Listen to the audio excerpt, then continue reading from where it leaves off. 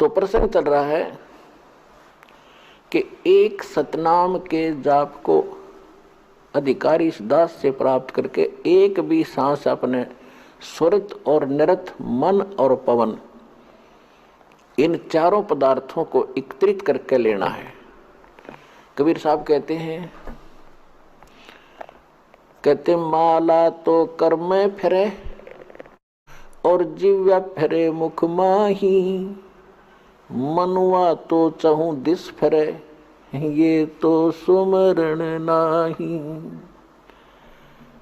कबीर साहब कहते हैं कि हाथ में तो माला मणिया घूम रहा है और जीभ मुख में घूम रही है और मन कहीं घूम रहा है, ये सुमरण नहीं होता।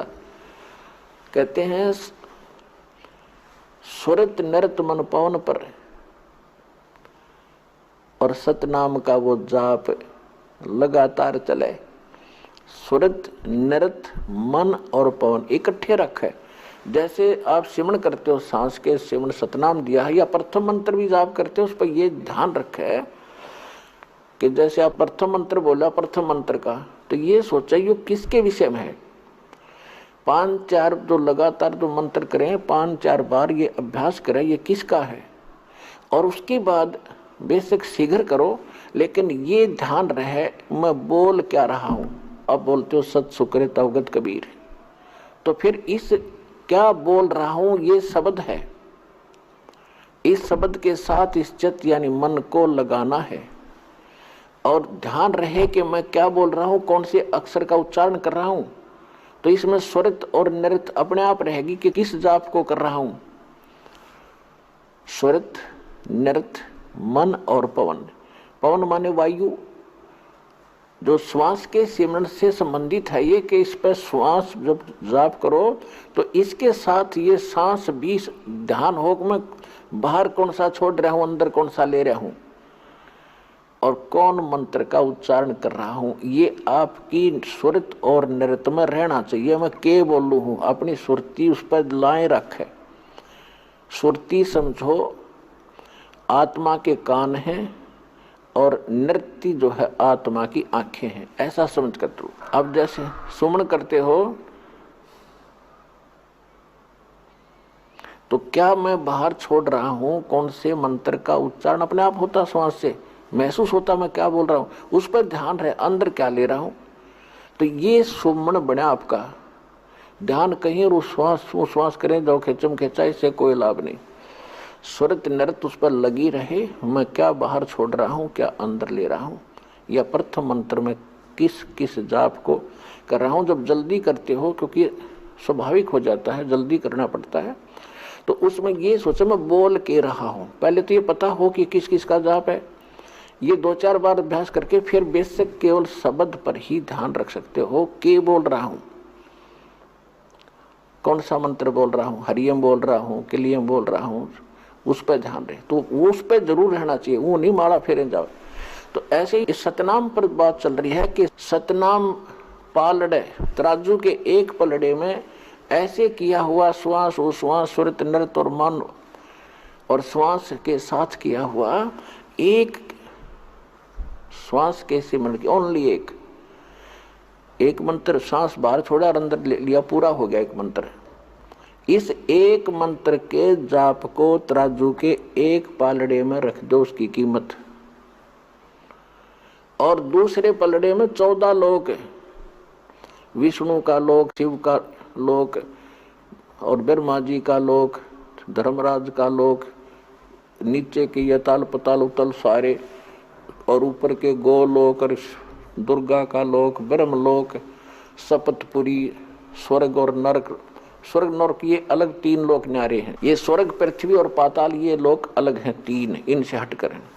तो क्या बताया है कि ये 14 लोक उस महास्वर्ग तक दूसरे पालड़े में रखते सतनाम के श्वास के से तोलने के लिए, और 3 लोक ये पृथ्वी पाताल और स्वर्ग लोक ये तो पास्यंग रखे।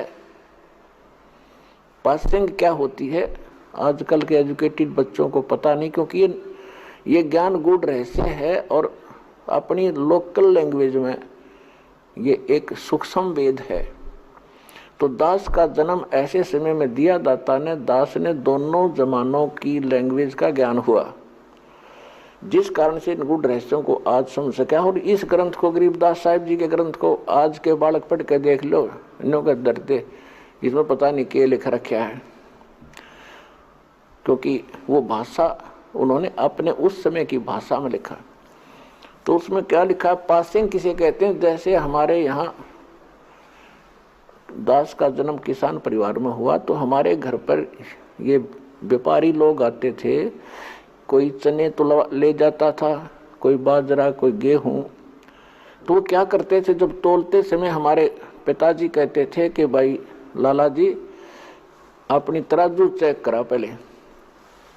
वो देखते थे अगर थोड़े से अनबैलेंस्ड होती, वो सौदा करने आया था, जैसे गेहूं का ढेर पड़ा है और उसी को तोलना था, तो गेहूं ही एक मुट्ठी उठाई उस ढेर में से और तराजू को एकसार करने के लिए, एररलेस करने के लिए, उसकी त्रुटि निकालने के लिए एक पलड़े में वो थोड़े से गेहूं डाल देता था, 2-4 ग्राम, और जिससे वो डिफेक्ट तराजू का खत्म हो जाता था तो उस तरफ बट्टे रख देता था।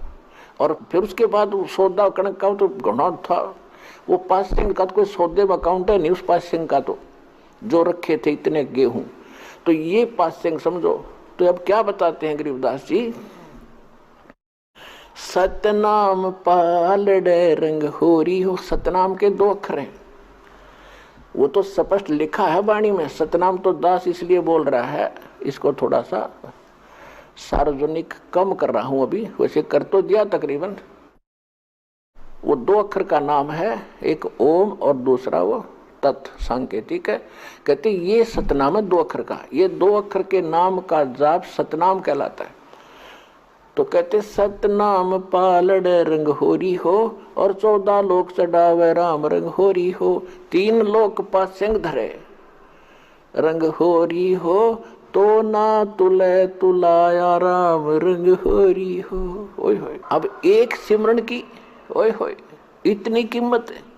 और परमात्मा खुद अपनी वाणी में बोलते हैं, कबीर कहता हूँ कहीं जात हूँ और कहूँ बजा के ढोल, श्वास जो खाली जात है ये 3 लोक का मोल।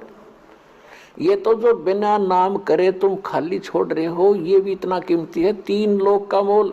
और सतनाम के साथ जाप किया जाता, कहते 3 लोक पासिंग धरे रंग हो रही हो, तो ना तुला तुला राम रंग हो रही हो। इसकी इतनी कीमत बन जाती है सतनाम के जाप से। और फिर सारनाम, उसका तो कहना है कि आपके ऊपर जो परमात्मा ने रहम किया है उसका कोई एस्टीमेट लगा कर दास नहीं बता सकता, कितनी दया आपके ऊपर हुई है। यहाँ आना हंसी खेल है। आप देख लो हरियाणा के लोग कितने आ रहे हैं, और मध्य प्रदेश, उत्तर प्रदेश, राजस्थान, वहाँ से कैसे आ रहे हैं। तो कहते हैं अभी तक इन्होंने ज्ञान नहीं या इनके इतने अच्छे संस्कार नहीं बने हैं जो यहाँ तक पहुँच सके। तो एक दिन ऐसा आवेगा, परमात्मा ने बोल रखा, पूरा विश्व ने ही ये ज्ञान स्वीकार करना ही पड़ेगा और कोई विकल्प नहीं है, नहीं तो घने दुखी हो जाएंगे।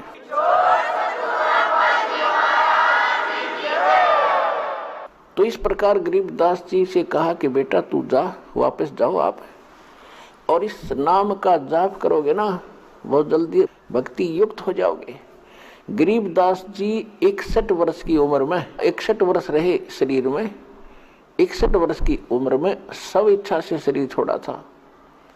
और फिर उसमें तो भगत पीछे पड़ गए, महाराज और रुक जाओ, बहुत और कुछ दिन रहो।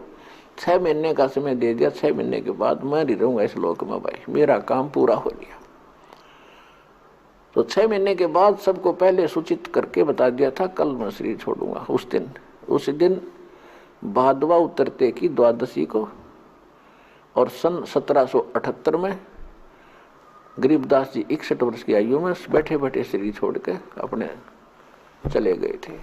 क्योंकि जिसने वो लोक देख लिया यहाँ रह सकता है। आपको तो वैसे तो ज्ञान से ही दास आपको इतना प्रेरित कर देगा कि आपकी आस्था यहाँ से हटके 100% वहां लगेगी, तभी वहां जा सकोगे।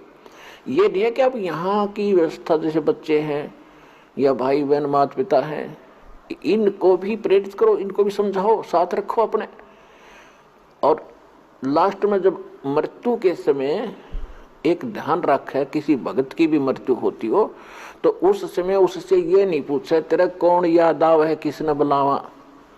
उसको ये कहे सुरतीला सतलोक में कदे उड़ जाए, पोते पोतिया में पीछा छुटवा ले, टाइम है तेरा। तो वो थोड़ी भूल पड़े तो उसका याद दिलानी चाहिए, सुमन कर भगत जी, सुमन ना छोड़िए।